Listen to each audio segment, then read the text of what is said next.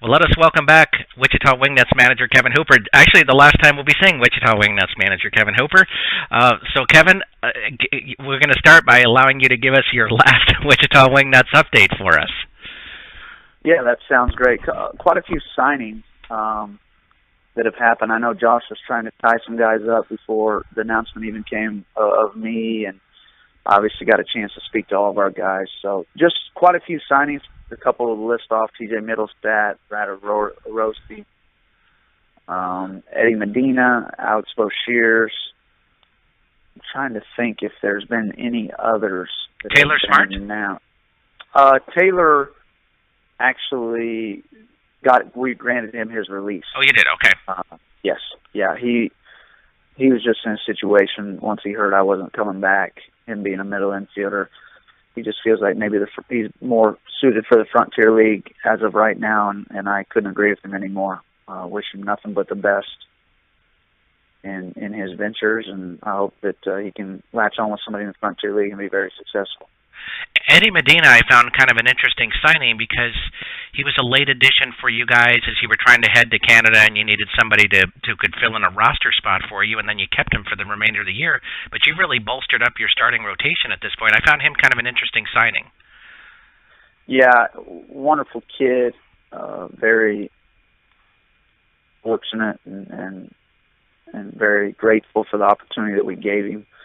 He's willing to come in and compete for whatever role the Wingnuts need him to be in, and he's a bulldog, and I love his demeanor. I love his attitude, and kind of a no-brainer for us. And I had a conversation with him before any of this went down with the Padres, just that, hey, you know, there's some interest for you out there, and teams are interested in you, but we would love to have you back. And I also told him it may not be in a starting role, and he said whatever he can do to help our team win, that's what he wants to do, and he loves having a competitive atmosphere in spring training, and you can't have enough guys like that, and I hope he's going to turn into something special. He's a great young man, no doubt about that. At this point, do you have any updates for us on who will replace you? No, nothing concrete, really. A lot of names, a lot of interest. You can imagine since the press conference on Tuesday, it's been crazy for Josh and I, a lot of phone calls. I can't imagine how many emails he's gotten and phone calls he's gotten of people wanting to throw their name in the hat. You know, there's some good and bad. Obviously, there's some guys who throw their name in the hat that really aren't in a situation of having an opportunity to do it. I think some of them aren't qualified, first and foremost, and then others, you know, maybe that we may not have so much interest on our end, but we'll try to continue to find that right guy, and names keep popping up. Every day I have a couple new names thrown at me from different people, and we'll put that list together and start kind of crossing off and then try to get to a final number and try to come up with something concrete where we can fill this spot with a guy who we think can come in and not skip a beat. Before we head into our playoff predictions, you want to give us your take on this last weekend's Kansas City Chiefs game? Yeah, tough go. Real tough go. I think as we'll get in further questions, the clock management wasn't real good. I wasn't real happy with the way that went at the end of the game. But what a season. What a run they made. And like I told you, going up against Tom Brady, I never liked betting against him. And he's something special. And Bill Belichick, one of the best game planners you're ever going to come across, and just game management guys. They ran into a beast. But what a great season. Congrats to the Chiefs. It's been a fun run, and I've enjoyed watching them. So let us get our playoff prediction for you. Who do you see winning the New England-Denver game? New England. Hands down? Bet against Tom Brady, as I say. Okay. Yeah, I just think they're tough. And I know Denver's got a good secondary and good defense, but look what Kansas City did to Houston the week before. I mean, they shut them out, and Tom kind of picked them apart last week, so tough to defend, very tough to defend, and I got to go with New England there and Tom Brady. Okay, and then the Arizona-Carolina game. That's a toughie. That's a toughie. But Carolina came out blazing, 31-0. Then Seattle ended up making it tie at the end. But I'm going to go Carolina. I'm going to go Carolina, New England for the Super Bowl. And who do you see winning that? Oh, once again, I told you it's tough to bet against Tom Brady and Aaron Rodgers are my two guys that I always say it's tough to bet against. So I'm going Tom Brady and the Pats.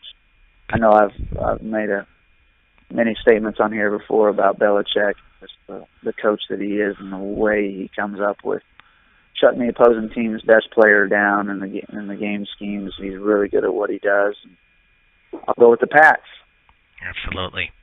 Heading into our fan questions this week, we start with Danny from Omaha, who asks, first of all, says, congratulations, Kevin. What are some things you think you bring personally to your new job? Well, first and foremost, thank you, Danny, and thanks for the question. Infield play has been my bread and butter. That's what got me to where I got. What got me an opportunity in college, and it just kind of carried me from there out the rest of my career. I was always very good defensively, very fundamentally sound. Also was very rangy, and made a lot of plays. I feel that maybe others didn't have the opportunity to get to or make. And just blessed with some ability to do so. And I think we talk about me managing lives. I love making an impact on people's lives. And I think that's the biggest thing I bring to the table is my positive attitude. I'm going to believe in these kids, and I'm going to do everything I possibly can to make them not only the best player, but the best person I can as well. And that's important. That's very important, especially when you get some of these young kids getting into a professional atmosphere. It can be overwhelming at times. And I'm going to be there every step of the way. And like I said, not only help them out on the field, but off the field any way I possibly can, and just make them become better men overall. Well, and you're looking to build character, guys, because they're playing for a team called the Padres. So I hope they'd be. Yeah, that's right. That's right. I did want to mention to you, I forgot to mention this last week when we were discussing the position is, you have to tell the truth. You kind of wanted to be involved in this organization so you could go back to El Paso. Now that's their AAA team. So yeah, I am really excited to see them in the stadium. That's for sure. And you know what? I'll fly there. I'll have a rental car, and I might just have to swing by the old stadium just for giggles. That will bring back quite a few memories. That's for sure. I bet. Our next question comes from Anthony, who asked, you talked about how you would be home for 10 days a month, he thought you said. What do you do during that time? Yeah, so starting in April when the season starts, I should be home about 10 days a month. I think after spring training, April 2nd is our last day. I think I'll fly home the night of the 2nd, and I'll pretty much, I think, because we've been with those guys for a month, so I think that us coordinators will get we'll probably head back out the middle of April. So I'll get 10 to 12 days probably at home there at the beginning of April. Then I'll start my schedule probably in the middle of April, and from there on, average about 10 days home a month, and sun up to sundown, I'll be with my girls. It's going to be quality, kind of, as you could say, vacation time where I'm not going to have to build a team. I'm going to be able to, we can go to the lake if we want, which we've never really been able to. I can go set up in the box with Josh and watch a Wingnuts game. And it's just going to be fun. It's something I'm looking forward to. Going to be some downtime where I can just kind of get away and relax a little bit and then get back to the grind. Jim, writing us from San Diego, would like to know, when will the Padres win the World Series? Jim, I hope sooner than later. How about that? And I tell you, we better have some good infielders who come up there. That's for sure, because that's put on my back if not. So I'll make sure I take plenty of pride in that. Where we'll send some guys up there who can definitely play some defense. Ben from Wichita asks of you, how has your decision affected players who would have returned to Wichita or who would have signed or wanted to sign with the club? It's a great question, Ben. It's been very gratifying calling my guys. Obviously, a lot of them were pretty sad with the news, but they were so happy for me, and that's just been so overwhelming and just like I said, gratifying. Daniel Bennett was the last guy that I needed to speak to. We'd been playing phone tag for a week, and I finally got to chat with him today, and he was so happy. He pretty much said, I get so excited when one of our guys gets signed, and when I heard that you're going to affiliated ball in the position you're going to, he said I was even more happy. And like I told him, I think that's just a reflection of how we've done things and how I've carried myself with these guys. Tried to be a fatherly figure to them, and once again, have them leave better men. And just the responses have been wonderful that I've gotten from anybody and everybody. And like I said, I like to impact lives, and I feel like I've done that with a lot of those guys.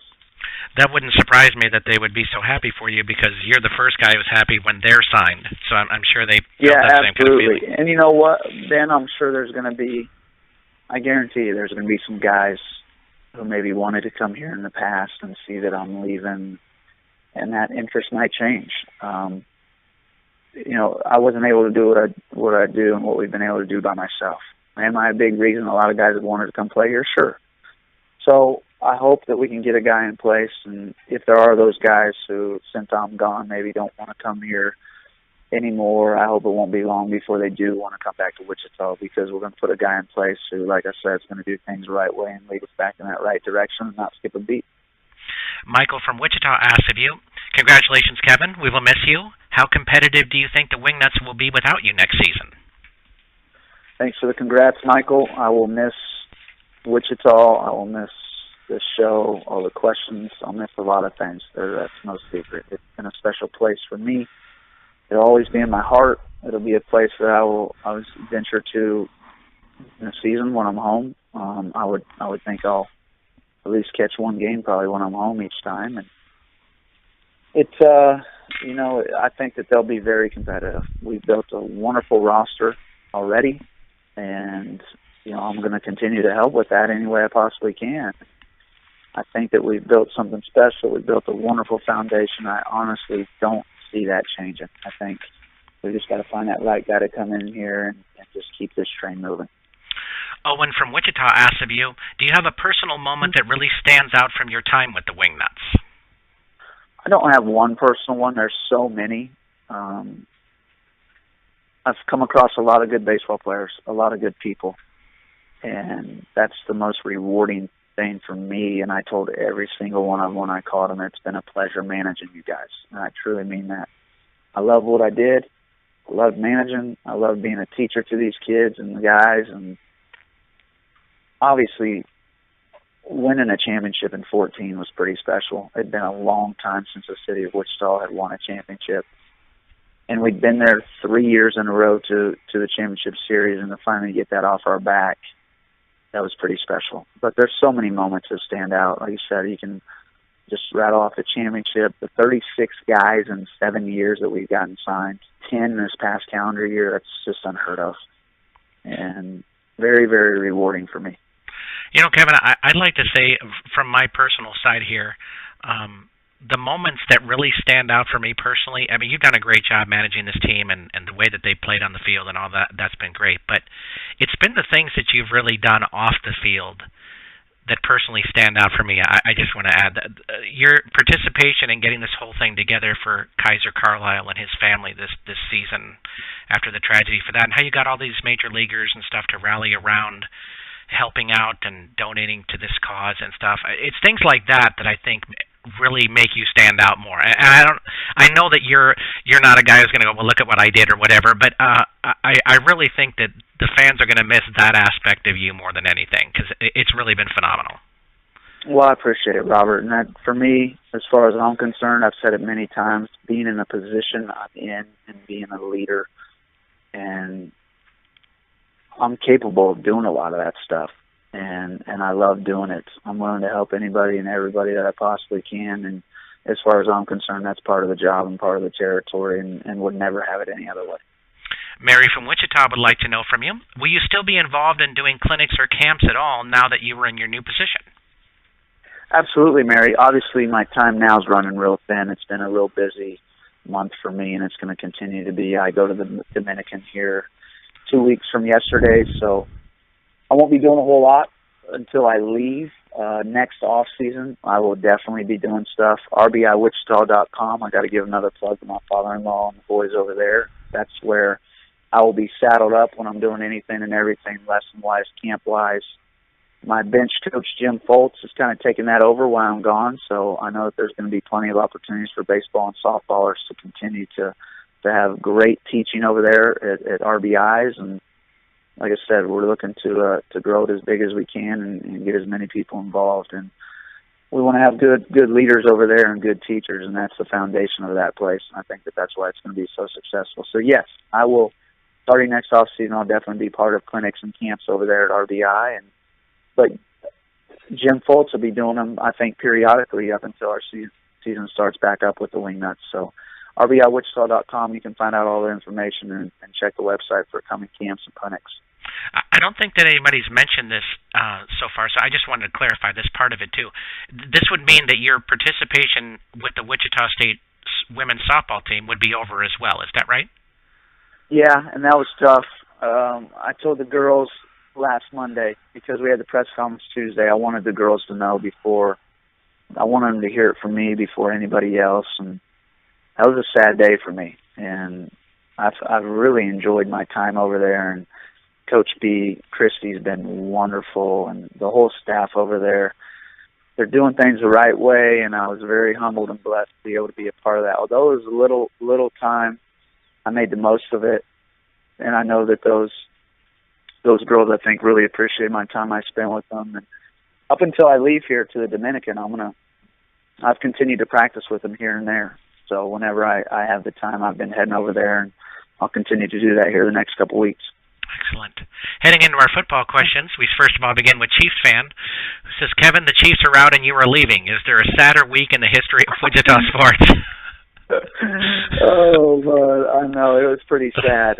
Those are a couple sad situations. Our Chiefs being out, yeah, me leaving. That's a sad situation in itself as well. But I thoroughly made the most of my time here, and I'm ready for this new adventure. And as I stated at the beginning of the show, the Chiefs had a wonderful season after that rough start, being 1-5. And then we just continue to talk about them every week, and they continue to win. So, Chiefs fan, I appreciate all the support. It's always been a pleasure getting your questions week in and week out. Wish you nothing but the best, and wish our Chiefs nothing but the best.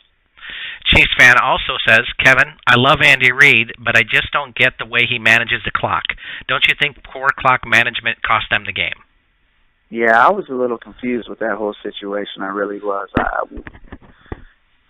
The clock management, poor, I think, is the right word. And I love Andy Reid as well. I know Chiefs fan and I have spoken about him many times throughout the year here.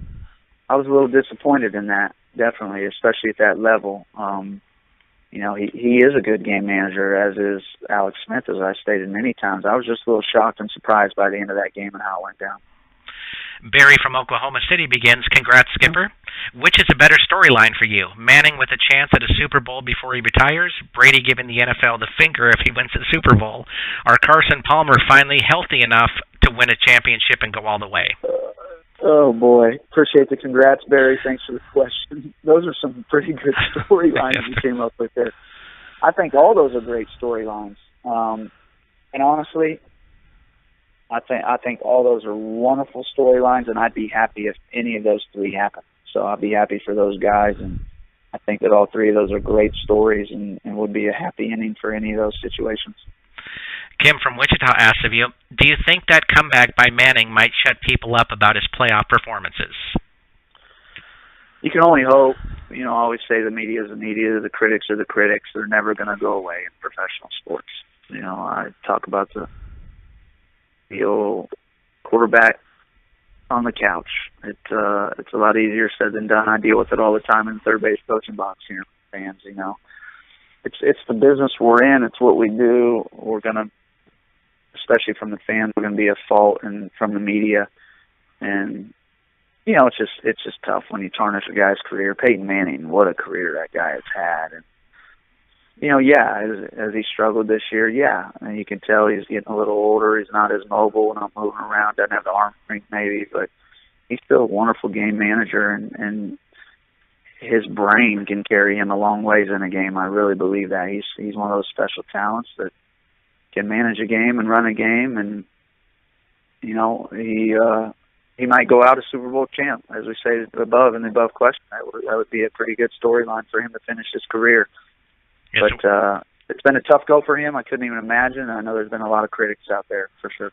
Wouldn't that be exciting in Denver to see both Elway and Manning retire Super Bowl champions? That would be pretty neat, wouldn't it? Absolutely. Hal from Wichita would like to know, do you think Carolina's that good, or did Seattle just lay a giant egg? I think Carolina's pretty good. Russell Wilson throwing those interceptions, that's not like Russell Wilson. And they came out storming. I mean, they were blazing. Next thing you knew, it was 31-0, and you got to tip your cap to Seattle for making that comeback. Down 31-0, they could have just folded and ended up making a game of it in the end. I think, yeah, they laid an egg there for a bit, and they had a big-time uphill battle that they had a hard time coming back from. But like I said, you got to commend them for making the run that they did, and almost were able to pull things off there at the end and gave them a chance to continue to stay in the ballgame. Carl from Derby asked an interesting question that I heard a lot this weekend as well. Kevin, I heard a lot of the broadcasters talk about the effects of Seattle having to travel so much over the last few weeks. Is that really that big a deal for guys who fly and live in the best accommodations? I don't think it is. As you said, the accommodations are the best, and the flights are the best, the hotels are the best, your trainers are the best. I think it's a mind thing. If you get it in your mind that you're having to travel a lot and it's tough, then it's going to be tough. But I think if you've got a good mindset and it is what it is, we got to go on the road every week here during the playoffs. That's how you make it. I think the mind is a very strong thing. And I tell my guys all the time, we're going to have long travel days, getting off of a bus, checking into a hotel, going straight to the field for BP and having to play a game. You got to trick yourself. We're professionals. You get paid to do what you do, and you got to trick yourself because there are going to be tough times where you're going to be challenged, and you got to trick yourself mentally for sure and make the most of it. But yeah, especially at that level. I mean, the travel is great. All the accommodations are wonderful. I don't think it's that big of a deal.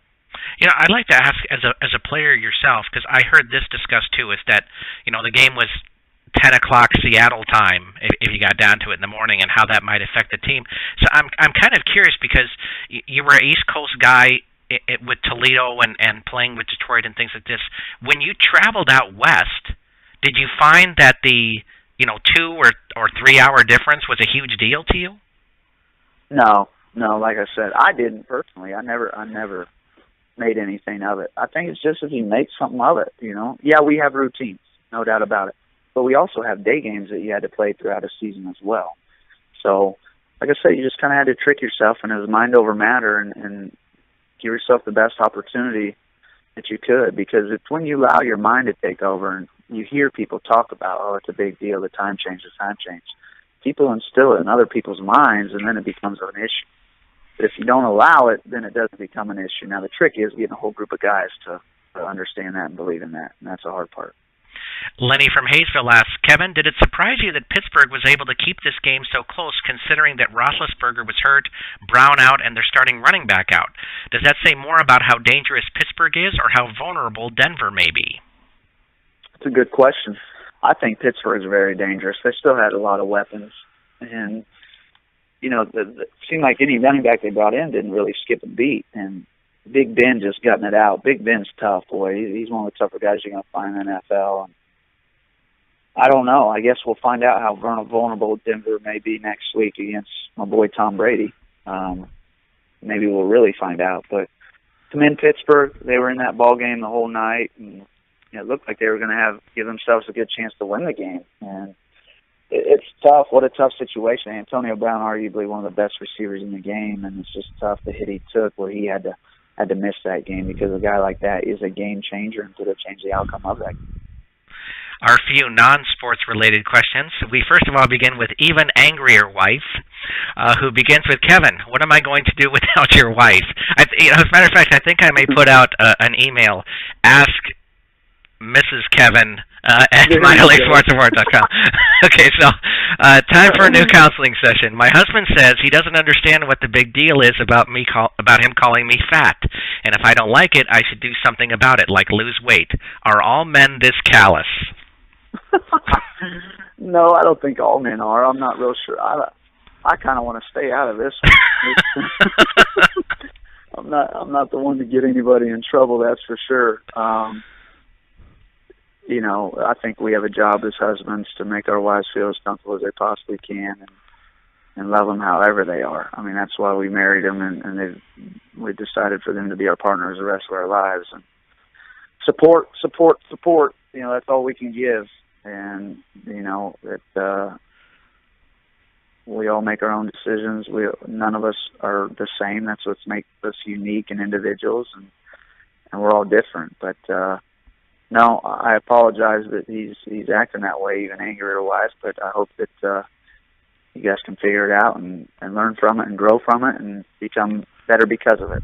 You know, I have to say, for the husband of even angrier wife, I used to be in an improvisational comedy group, and we used to do this skit where you would say a line, and there'd be somebody from the group off stage who would say change, and whatever you had said, you had to change to some other line. They could keep saying that over and over until they got a line they really wanted you to say, and then they would continue on with the skit kind of thing. So to the husband, the first thing that's about to pop in your mind, I'm going to advise you to just change automatically until you come up with something you know she's going to appreciate. Just do that mentally for yourself there. There you go. That's good advice. Our next question comes from Mom who needs help. This is a really interesting question I'd like to hear your take on. So she begins by saying, what will we do without Hoop and Pan? My son had a really hard time in baseball last season. He is an okay player, but he gets nervous at times, and the more nervous he is, the more mistakes he makes. The kids on the teams were more understanding to him, but the parents were ridiculous. My husband nearly lost it at some point during last year. How can I help my son to be more thick-skinned, and maybe my husband too? And is there something you would suggest I say to those parents? That's a wonderful question. I could probably talk for about an hour on this. The nerves, I would try to just find a way to calm him any way you can. You know, being so young, and I think you just need to refresh him and remind him it's a game. It's a game that he's playing. There's no reason to get nervous because it needs to be fun. And I hope it's an excited nervous and not a nervous that he is going to make mistakes, but it sounds like it could be a nervousness of making mistakes because the more nervous he is, the more mistakes he makes, it seems. But just try to find a way to calm him and let him know, you know what, whatever happens out there happens, and he needs to go out there and have a blast doing it because, especially at a young age, if it becomes a grind, that's not a good thing. We got to make it fun for the kids and enjoyable any way we can, and there's a happy medium. And, you know, until he gets on TV, then maybe some nerves can kick in, you know. But this kid's playing in front of 20 parents and his buddies and obviously he might be nervous because of something that's happened or something that's going on around him. And I just want you to try to make him as comfortable as possible and let him know that it is a game and it needs to be fun, and we need to find a way to make it fun. So there's the nervous part, my suggestion to that. That's awesome. The kids were understanding to him. I don't like hearing the parents were ridiculous, and it's tough. It really is. When your kids are playing and you hear other people chiming about your kids, you got to be thick-skinned. And, you know, my advice to your husband, I think, is, look, show your kid as much love and support as you can. And to be honest, when you go home after a game and he's riding that car with you, he's going home with y'all. He's going home with mom and dad. And in the long run, that's all that matters. That's all that matters. You just raise your kid the way you think he should be raised, and whatever that right way is that you think. And then you're all going to look yourself in the mirror and know that you've done everything you can. And nothing else really matters. As hard as it is, you know, it's just like when I was playing and you hear the fans, you know, think how easy it was to hit, and you strike out, you're walking back to the dugout. It's like, really? You think this is easy? How about you come down here and grab a bat and let's see what happens when you go to the plate? You know, I mean, it's not an easy game, and you know, it can be tough. I've seen a lot of situations with parents where it turns into a tough spot. And, you know, I think, Mom, I think that you maybe do have a conversation with the parents and do it the right way, though. You know, maybe just say, hey, you know, they're kids. Let them be kids. If we can make it the most positive atmosphere as parents, as a group of parents, for our team and for the team that our kids are playing on, a positive atmosphere. They're going to make mistakes. The guys in the major leagues who are on TV make mistakes. So I guarantee you, I'm not sure how old your son is, but there's going to be a lot of mistakes made on that team, and your son's not going to be the only one who makes the mistakes. I promise you that. Just try to stay positive and have that positive vibe, and and maybe try to carry that along with the rest of the parents, because, like I said, I hope that those other parents aren't why your boy's nervous in playing, because that's a shame, and that needs to be a situation maybe that does need to be talked about. But I think that mom and dad maybe go about it in the right way. Be the better man and woman in the situation, and instead of yelling at people and making it a big situation, be positive about it and let them know what good they can do for those kids. Something that you talked about a couple of months ago, about talking with the coach about is a good suggestion. Yeah, and that's another situation. Yep, I think that would probably be me as a coach. That's how I would handle it, and that might even be a better situation as mom and dad going to the coach. Maybe if they didn't feel comfortable talking to the parents, maybe the coach would feel comfortable talking to them. And like I said, you want the whole situation to be positive. And unfortunately, youth sports isn't that way. And there's very few people who think of it that way, but that's the way our society needs to start making it, because it needs to be about the kids, and that's it. And it needs to be about the kids having fun and learning the game the right way, and that's it. Wins, losses, doesn't matter. Give your best effort out there and have fun doing it. That's all you can ask. And win, lose, or draw, as far as I'm concerned. And, I always think about, too, is that for parents out there, if you're having an issue where you are this way, is that, as a writer, I write sentences wrong sometimes. I have people's name wrong in a story. As a pastor, I have the wrong verse than what I didn't mean to say. Waitresses drop plates and spill cups, and doctors make the wrong incision. Everybody makes mistakes at some point, and you got to be teaching your kids that they can make mistakes too and not be hammered for them. So, especially in the game of baseball, a total game of failure. Yep. Total game of failure. And we need to learn from that. What a great teaching point. That's why I love the game. It's so much like life, as I mentioned many times, because it is a game of failure, and you're going to fail, and you can learn from that failure, but you can learn from it in a positive way, and that's what we need to start preaching as a society, because, like I said, there's too many situations where it's the wrong way. Well, our last question for this episode, Luke rears his head from Wichita and says, Kevin, what makes you the most happy? Your new job or not having to do the show with Rob anymore? Well, I'm going to miss Rob. I'm going to miss this show for sure. So that's an easy one. My new job. My new job makes me for sure the most happy. I'm excited for my new adventure and this new chapter, new challenge in my life. And can't thank Rob and all you listeners enough. It's been such a joy and pleasure of mine to do this show, and I'm dearly going to miss it week in and week out. And I told Rob maybe we can come up with something here every few months or something where we can do a show and just kind of catch up, maybe get some questions just like these, any type of questions we want. I'm not going to be able to answer personal questions about Padres players individually, but I can talk about my job and be hoop and pan some more and give some counseling sessions if you ever need to. So, to all you listeners, I can't thank you enough. I'm dearly going to miss you, and I can't thank you enough for all the questions. This has been a highlight of mine, something I'll cherish forever. Well, Kevin, I really want to appreciate all the time that you devoted to this, and I've learned so much and have really enjoyed the questions we've got, too. This has been a lot of fun to be a part of people's lives and to discuss stuff that's going on with them and to hear your insights and even the mean comments about me I still find kind of funny. So I've enjoyed this a lot, and more than anything, I really want to say I appreciate all that you've provided for myself and for listeners out there, because this has just been great.